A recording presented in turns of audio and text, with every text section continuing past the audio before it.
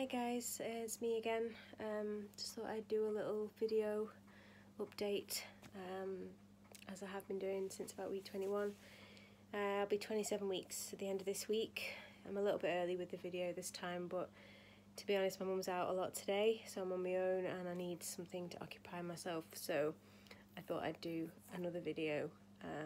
I was having to think about what I could discuss, and there's a couple of things that I thought might be good. A couple of videos back I was discussing the fact that I could be diabetic as well. I'll give you an update on that. That's been fun and games. And then I thought I'd start maybe discussing a couple of things which have helped motivate me to get off the sofa on occasion when I'm having a better day. Yeah, so I thought I'd talk about the diabetes side of things and an update on that, and then a couple of things that I've found quite useful to help make the days pass slightly quicker. So I'm having a very much an average day today. I felt really sick from the word go. Had a really bad night's sleep last night, about 4 hours in total, something ridiculous, tossing and turning, and then because I was so restless, he was restless as well, so I felt like I was being kicked about like a football last night, so that doesn't help your sleeping patterns much. My hips hurt, my back hurts, you name it. But I guess that's just normal pregnancy symptoms, it's just a pain. But anyway, here I am. So in regards to the diabetes, I went along to the midwife clinic to discuss that with her, and she just basically said to me, you need to finger prick yourself for the next 2 days. One day I need to do before eating, so on an empty stomach. So basically that's first thing in the morning, and then 3 hours after you've eaten your breakfast, they class that as having an empty stomach. And the same, so 3 hours after any food before you eat your next meal. And then the next day would have to be after food, or vice versa, which is basically you eat your breakfast, you wait 2 hours, you take your bloods then, and then you eat, and then you take your bloods 2 hours later, and so on. So you've got food in your system. So that's after eating and before eating. So I said, right, okay, so she explained how to use this little kit that's here in a little pack. So I may as well show you actually what it is. It's dead straightforward. Wasn't particularly looking forward to having to stab myself on a daily basis, but there you go. It needs must. So it comes with like a little book where you log your results. It's a little monitor like that, and then you've got little strips like this.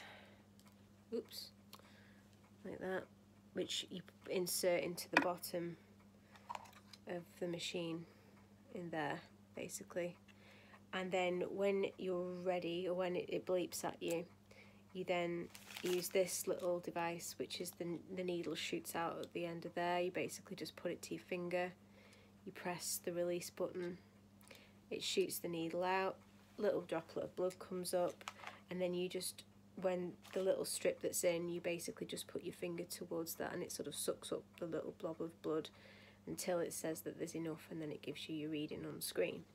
So it's dead straightforward. It makes you jump a bit when you first start doing it, but you get used to it. So I did it for a couple of days, and she said ring me up with the results on the Friday. And she said basically pre-meal you need something less than 6, your results less than 6, and 2 hours after a meal it needs to be no more than 7.5. So I was given all the information. She was really nice. And she said she's doubtful that I'm diabetic because of having hyperemesis and so on, and probably just not eating enough, but that obviously I had glucose in my urine and it needed to be monitored, and we need to find out if it's just in the urine or if it's in my bloodstream as well. To cut a long story short, it's very low, my blood sugar. It didn't reach more than sort of 5.4 over 2 days, and I was allowed up to 6, and that was even before a meal. So when I gave her the results, she said, gosh, they're really low, you're not eating enough. And I said, well, I know, tell me something I don't know already. And I said, it's pretty difficult to get enough food in and enough fluids in when you've got hyperemesis. And she understood. She said, no, that's fair enough. She said, do you eat carbs? when you do eat, and I said that's pretty much all I can eat. Potatoes, bread, things like that, which are starchy carbs. So I said, yeah, I am eating carbs. I'm eating quite a lot of bread. So she said, right, okay. She said, well, obviously you just need to try and eat as much as you can. She said, but obviously you're not diabetic. But because I've got glucose in my urine,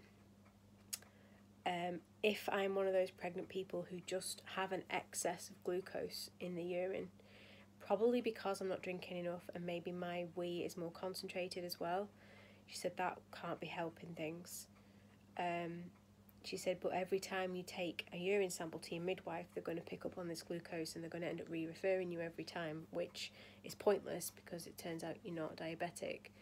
So what they want me to do is every week pick one day out of the week, and if I do that week before meals, then the following week I need to do it after meals and so on, and just monitor it for a day, so that whenever I do go to my midwife, I can say, no, I'm not going back. Look, these are my results. I'm monitoring it myself. I'm not diabetic. I just have extra glucose in my urine.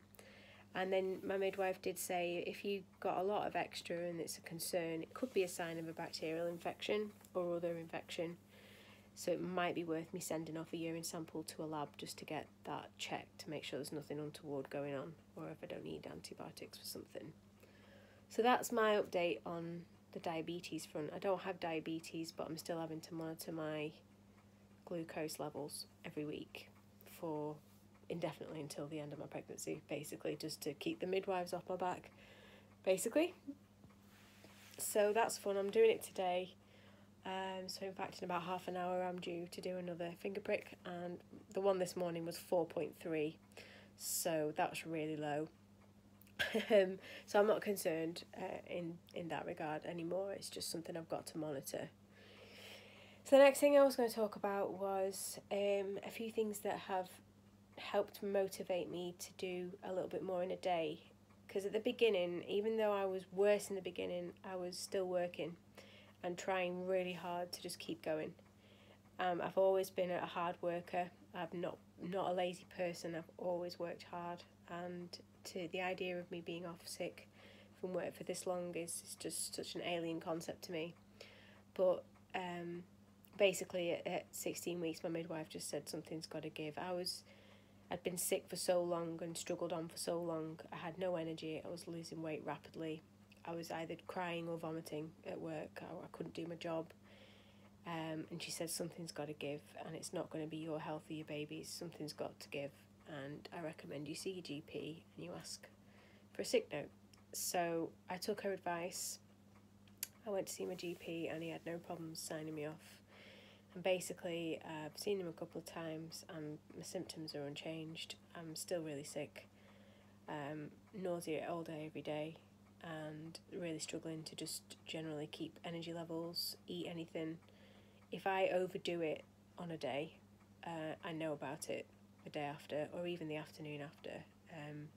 With hyperemesis, you can have a relapse really quick, so you have to just be really careful about overdoing it. That's what I've been advised as well, to not, if you think, oh, actually I feel okay today, to push yourself to the extreme, do loads of stuff, because you will regret that decision. And it's true, it's very much true.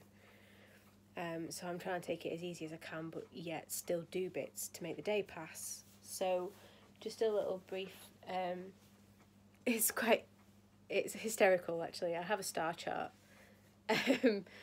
which is embarrassing, but also I'm going to show you, I don't care.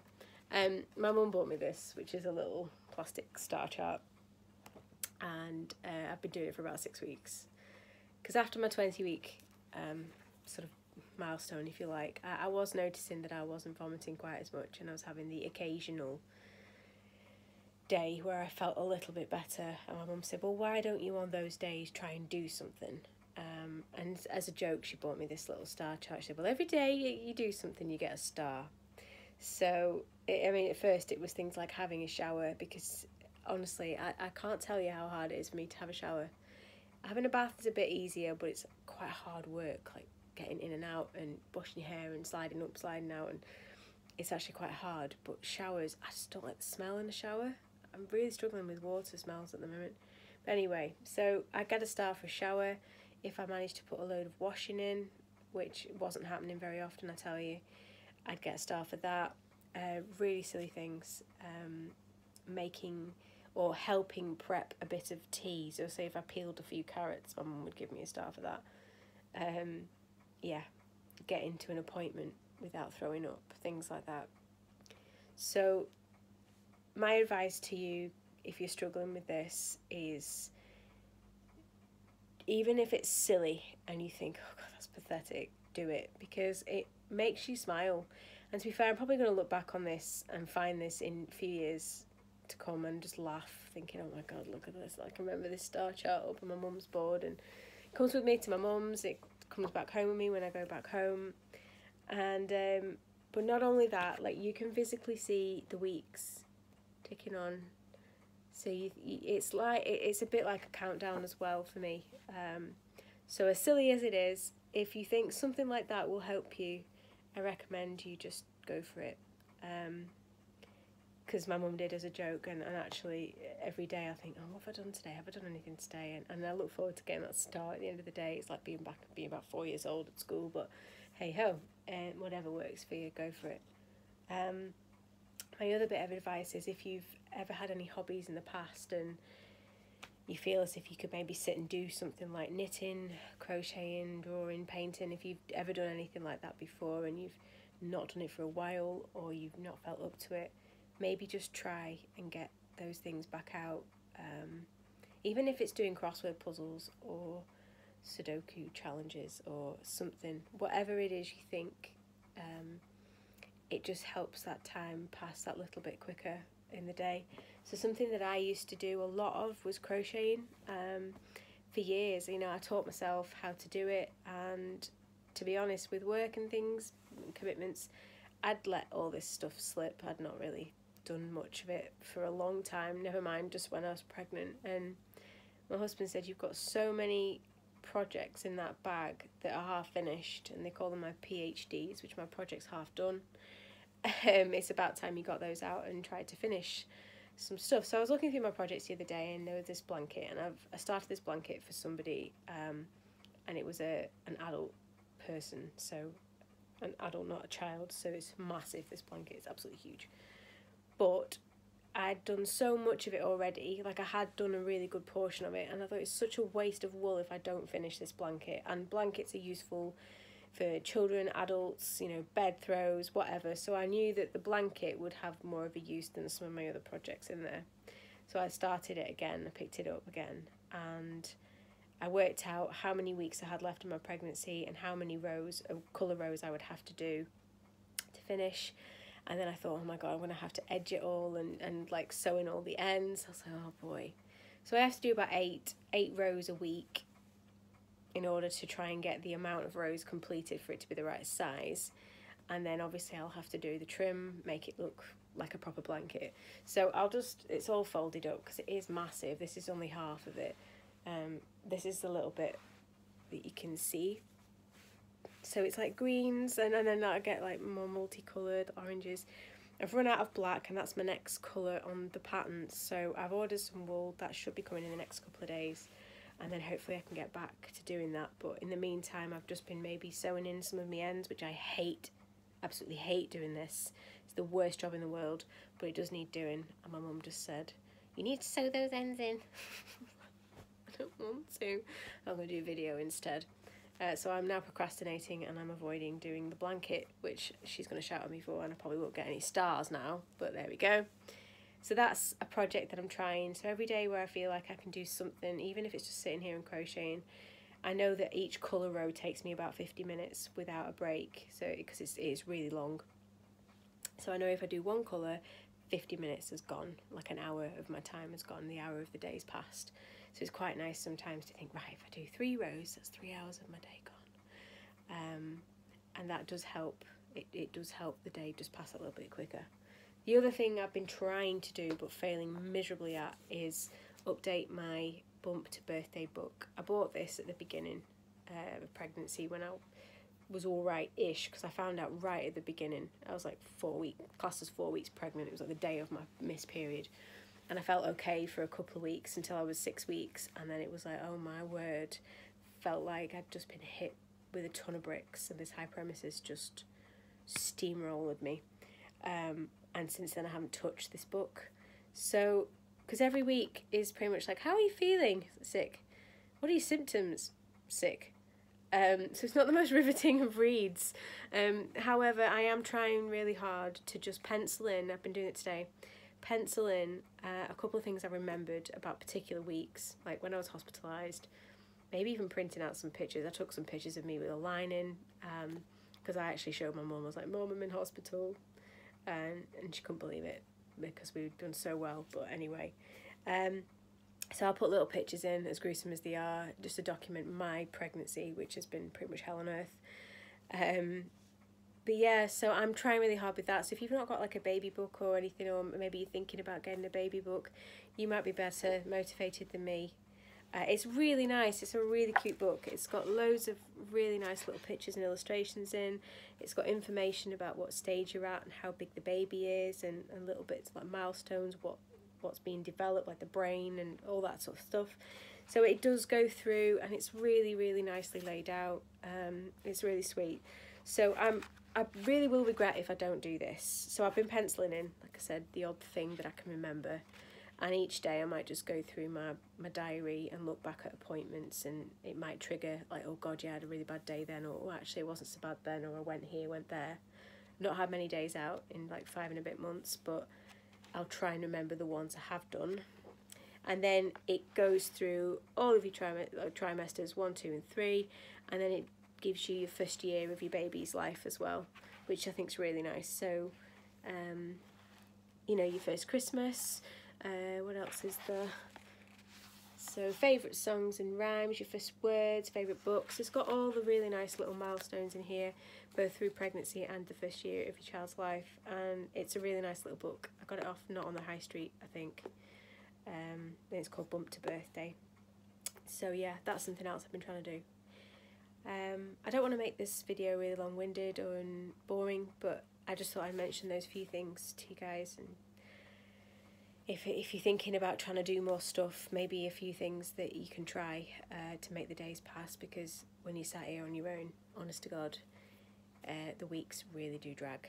So yeah, I'll be 27 weeks on Friday, and then I'm going back home. I'll be with my husband for at least a week, if not more, because I've got a midwife appointment on the 29th of October, so I'll have to be at home for that. And yeah, my next weekly video might be a couple of purchases that I've done. I've done online shopping. I don't know what I'd do without online shopping, so to try and get prepared, because I feel anything but prepared for this child, mentally and practically. So yeah, I'll probably do a video about that next week, about what I have got so far and what I recommend or not recommend doing. And we'll take it from there. So I hope you guys are okay, and I shall see you next week. Bye.